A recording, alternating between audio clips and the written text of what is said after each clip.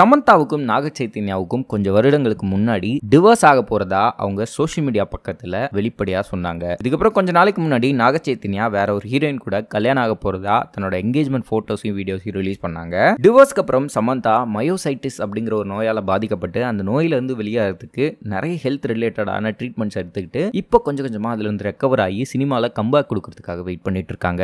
நாக சைத்தன்யா சமந்தா இவங்க ரெண்டு பேரோட டிவோர்ஸ்க்கு இதுதான் காரணம் அப்படின்னு எதுவுமே ரெண்டு பேர் தரப்புல இருந்தும் எந்த அபிஷியலான நியூஸும் வரவில்லை. ஆனா சோஷியல் மீடியால இவங்க டிவோர்ஸ்க்கு இதுதான் காரணம் அதுதான் காரணம்னு நிறைய ஃபேக் நியூஸ் பரவிக்கிட்டு இருந்தது. இந்த சூழல்ல தான் இவங்க டிவோர்ஸ்க்கு இதுதான் காரணம் அப்படின்னு மிகப்பெரிய ஒரு சர்ச்சைக்குரிய கருத்தை தெலுங்கானாவோட ஃபாரஸ்ட் மினிஸ்டர் ஒரு லேடி வந்து சொல்லியிருக்காங்க. இதை கேட்டதுக்கு அப்புறம் தெலுங்கு ஆக்டர்ஸ் எல்லாரும் பயங்கரமான கண்டனத்தை தெரிவிச்சிட்டு இருக்காங்க. அப்படி அவங்க என்ன சொல்லியிருக்காங்க அப்படின்னா, இந்த மினிஸ்டரோட பேரு கொண்டா சுரேகா. இவங்க ரீசெண்டா கொடுத்த ஒரு பேட்டியில சோஷியல் மீடியால தனக்கு நடக்கிற எல்லா அபியூசஸுக்கும் காரணம் பிஆர்எஸ் கட்சி தான் அப்படிங்கிற மாதிரி சொல்லியிருக்காங்க. இப்படி சொல்லும்போது தான் இந்த சமந்தா இஷ்யூவையும் பேசியிருக்காங்க.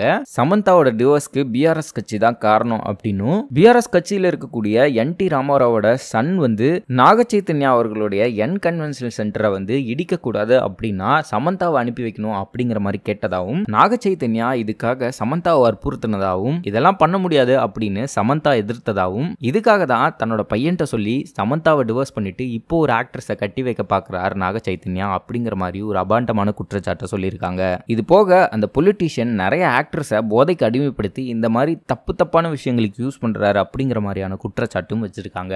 இந்த பேட்டியை பார்த்ததுக்கு அப்புறம் தெலுங்கு ஆக்ட்ரஸ் நிறைய பேர் வந்து இந்த அம்மாவுக்கு எதிராக பயங்கரமான எதிர்ப்புகளை கொடுக்க ஆரம்பிச்சிருக்காங்க. அதுல குறிப்பா சமந்தா இவங்களுக்கு எதிரான ஸ்டேட்மெண்ட்ல, ஒரு பொண்ணை பொருளா மட்டும் பார்க்கக்கூடிய ஒரு இண்டஸ்ட்ரியில இவ்வளவு தூரம் நான் வந்திருக்கேன் அப்படின்னா எனக்குள்ள ஒரு பெரிய மாற்றமே ஏற்பட்டிருக்கு. எங்களோட டிவோர்ஸ் விஷயத்துல என்ன நடந்தது அப்படிங்கிறத நாங்க வெளிப்படையா சொல்லக்கூடாது அப்படிங்கிறத ரெண்டு பேருமே பரஸ்பரமா முடிவு பண்ணது தான் அது. இப்படி இருக்கிற காரணத்தினாலேயே அப்படி நடந்திருக்கலாம் இப்படி நடந்திருக்கலாம் அப்படிங்கிற உங்க யூகத்தை தனிப்பட்ட முறையில் தவிர்த்துக்கோங்க அப்படிங்கிற கண்டனத்தையும் தெரிவிச்சுக்கிட்டு, எப்பவுமே நான் வந்து அரசியலுக்கு அப்பாற்பட்டவன் தான், உங்களோட பொலிட்டிக்கல் கேம்ல என்னோட பேரை யூஸ் பண்றதை தவிர்த்துக்கோங்க அப்படிங்கிற மாதிரி கண்டனத்தை தெரிவிச்சிருக்காங்க. நாக சைத்தன்யாவோட அப்பா நாகார்ஜுனாவும் இதற்கு எதிராக கண்டனம் தெரிவிச்சிருக்காரு. உங்களோட கமெண்ட்டை வித்ட்ரா பண்ணுங்க, பொலிட்டிக்கல்ல இருந்து எங்களை மாதிரியான ஸ்டார்ஸ் வாழ்க்கையை கொஞ்சம் தள்ளி வச்சு பாருங்க, எங்களோட பிரைவசியும் கொஞ்சம் மதிங்க அப்படிங்கிற மாதிரியான விஷயங்களும் சொல்லிட்டு, நீங்க சொன்ன எந்த ஒரு விஷயமும் அப்பட்டமான பொய் தான் அப்படிங்கிற மாதிரி விஷயத்தையும் சொல்லியிருக்காரு. இதுக்கு நடுவில் நாகார்ஜுனா அவர்களுடைய என் கன்வென்ஷனல் சென்டர் சட்டத்துக்கு புறம்பா ஏரியில கட்டப்பட்டிருந்ததுனால அந்த இடத்தையே இடிச்சு தரமட்டமாக்கியிருக்காங்க அப்படிங்கிறதும் குறிப்பிடத்தக்கது.